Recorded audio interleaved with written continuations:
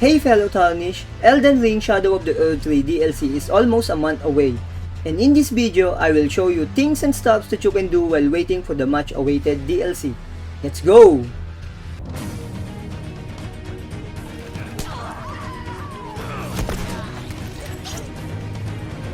Boom! From the back!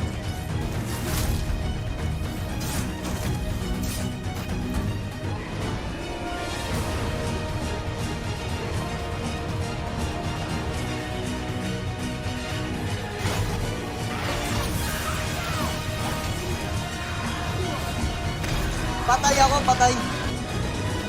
Ay! Putang ina! Gago!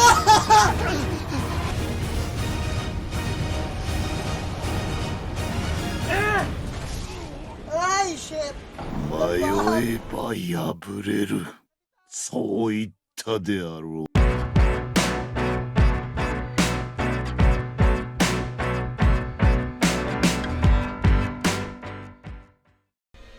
Number 1. Make sure to collect all kinds of bearing bells. Bearing bells are key items on Elden Ring that allows you to buy unlimited amount of upgrade items, such as smithing stones, somber smithing stone, and also glove works, which can be used to upgrade your summon ashes and your weapons. With that in mind, you can now upgrade any weapons and ashes anytime you want. Nice!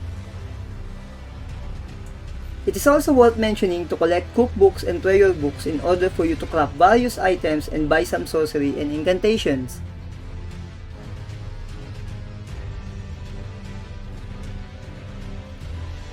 Aside from bearing bells, you can also collect some of the limited items on one playthrough, such as Ancient Smithing Stone, Ancient Somber Smithing Stone, and Great Glove Works, which allows you to fully upgrade your weapons and ashes.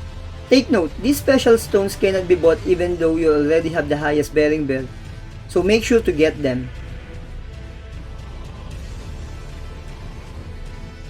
Aside from that, if you manage to finish the game without fully upgrading your class, is it also worth looking for those extra golden seeds and sacred tears, which is commonly found on churches of Marika, in order to fully upgrade your heals.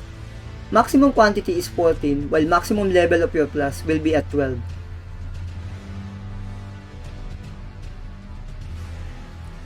Stone Sword keys are also worth looking for, since they can unlock some certain dungeons and rooms which you can get a rare items, so make sure to find them also.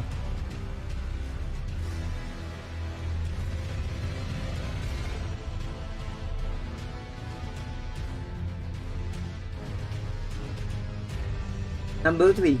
Collect Ashes of War and Talismans. Maybe some of you didn't know that there are some overpowered talismans in this game, and it may help you in the upcoming DLC. Some of them are hidden on some dungeons that you probably missed out on your playthrough, and some are locked away from a questline that you didn't even know that existed. Example is the Great Jar Arsenal, which you can get in the invasion quest of the Great Jar in Caelid. Aside from talismans, there are also some cool Ashes of War that can help you strengthen your character or sometimes can be used offensively, like Golden Bow, which boosts attack and defense, Crab Blade that enhance your weapon's stagger attack, and Flaming Strike that deals damage at the same time buffing your weapon with fire at the same time, and so on and so forth.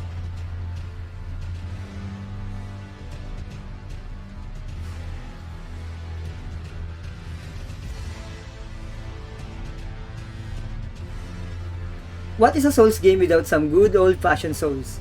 Number 4. Make sure to collect some of the nicest set on the game. If you like to do some nasty looks on your character or maybe cosplay someone, make sure to check some of the armor sets that are available in the lands between, either hidden on a dungeon or obtainable by a side quest. And take note, some of the armors also give some additional hidden stats to your characters, like the Raptor's Feather Garb which boosts jumping attacks, the Spellblade set that boosts Glintstone sorcery, and many more. So make sure to get those armor sets and do some good old-fashioned souls. Done with the passion? Then go for the weapons. Elden Ring offers a large amount of weapon choices, so make sure to get the one that you like aesthetically and importantly gameplay-wise, to make sure that it will fit your playstyle, especially on the upcoming DLC. Some of them also has a cool and overpowered Ashes of War, which is irreplaceable. Example is my favorite Godslayer Greatsword and Bolt of Grand Axe. If you find this video helpful and informative, don't forget to like and subscribe to my channel for more videos like this on the future. So let's go to number 6. Tarnish, do you know what this giant turtle-like creature does? I think some of you didn't. So if you don't know, then start hitting their feet and let them fall to the ground. This creature is called the Walking Mausoleum, and what this thing does is once you have it fall from the ground, there will be a room where you can duplicate your boss remembrances.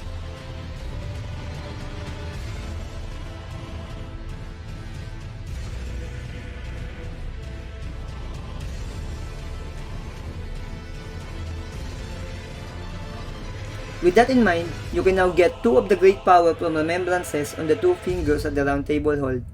Sounds nice, right? Especially if you want to get both great power in one boss without doing another playthrough.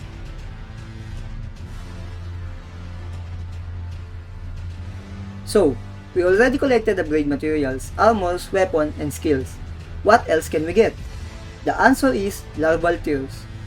Larval tears are used to respect your character through Renala, or what you also call reset. This process will let you redistribute your character stats corresponding to your current rune level.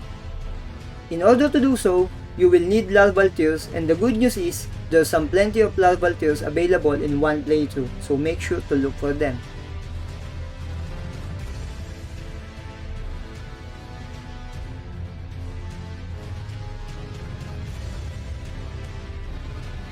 There you go, Tarnish. We've done collecting and looking for everything. We also know how to reset characters. So what else? Time to try new builds. And yes, trying new builds on Elden Ring really feels like playing again the game for the first time. Even though this game is 2 years old, it still has a lot to offer. I always been a pure strength or dex character on all of my Souls gameplay, but then I start to try some crazy builds here on Elden Ring, like int sorcery builds, fate builds, and one thing I've realized, why I didn't do this before?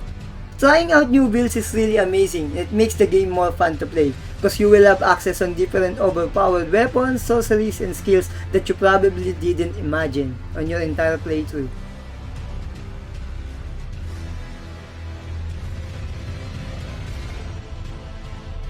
Oh, so you reset your character now for a new build. So what now?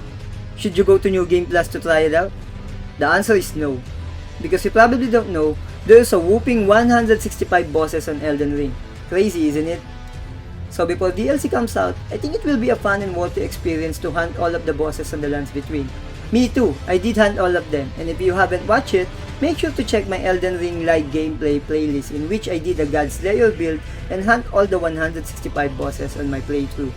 So make sure to check it out.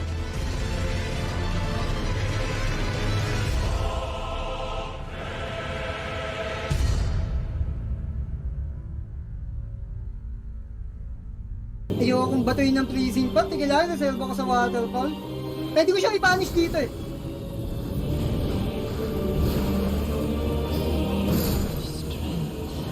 It's extra ordinary.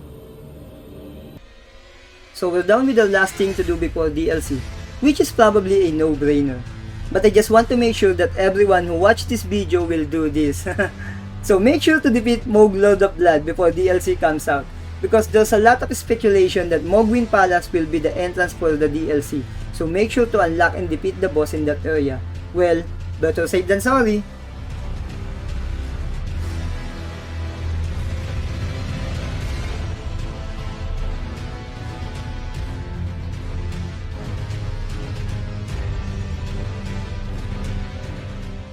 So here's a bonus tip. Also make sure to collect those crystal tier which you can get from Erdtree avatars. But I'm pretty sure you will get it if ever you'll try to fight all the 165 bosses. But also take note that some of these tiers are only lootable in some places on the lands between, so make sure to look for them. So that's all, fellow Tarnish. Click like if you like the video and consider subscribing for more videos like this. And see you all together on the Lands of Shadows. See you next time!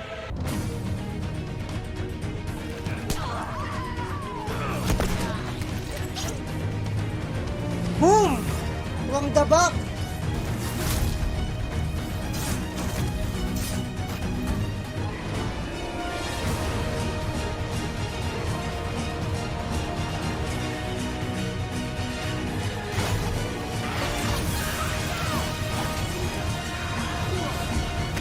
Patay ako, patay. Ay, putang ina!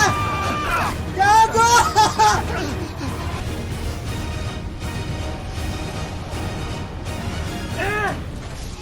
Ay, shit!